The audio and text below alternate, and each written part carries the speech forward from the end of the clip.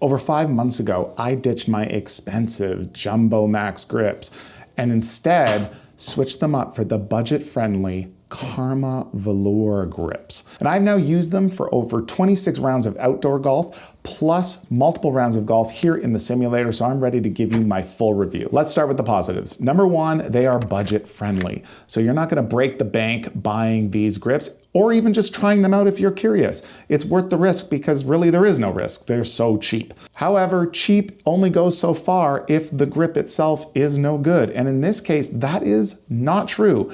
These grips have a great feel to them. I would say good to great. So they are cushy enough, they have great texture on them, and their tackiness is good.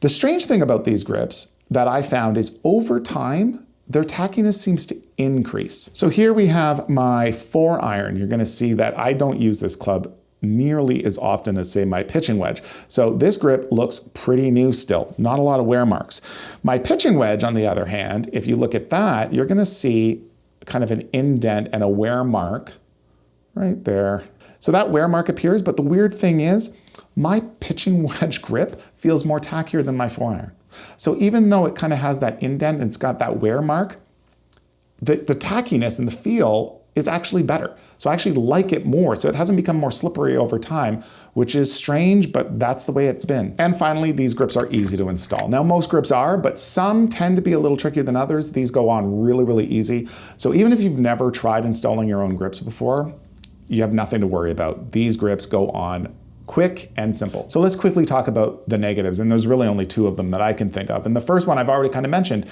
and that is the wear marks on the grips visually. Doesn't affect the grip in terms of the way it feels or the texture or the grippiness of the grip, but it definitely does affect it in appearance. So cosmetically, if that's important to you, you should be aware of that. The second negative may be color related. So I went with the red because I like the way they looked. Just a side note on that, by the way, it tends, if you're buying these on Amazon, I found that the black ones are cheaper, and then I think they're the same type of grip exactly, just a color difference. I paid a little bit more because I wanted that red color. However, the red tended to wear off on my golf glove.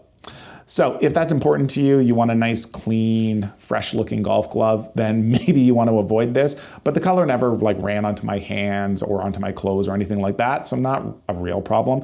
But again, something you should be aware of. Overall, I really like these grips, and I would recommend them to anyone who is looking for a budget grip option. I've reviewed the Champkey budget grips on this channel before, and I recommended those. I like these more though. So given the choice between the 2, I would recommend the Karma over the Champkey. Have you tried the Karmas before? If so, let us know in the comments below because I'd love to hear your thoughts and feedback as well. Now I'm going to be on the lookout for the next set of budget golf grips that I'll review on the channel. I'm in no hurry because I still really like these grips, but eventually I am going to review a different brand. So if you have any suggestions, let me know in the comments below. I'll take a look at them. Thanks so much for checking out the channel today. If it's been helpful to you in any way, please consider hitting that like button. Also subscribe for future content like this. You are appreciated, and we'll see you next time on Golf Quest.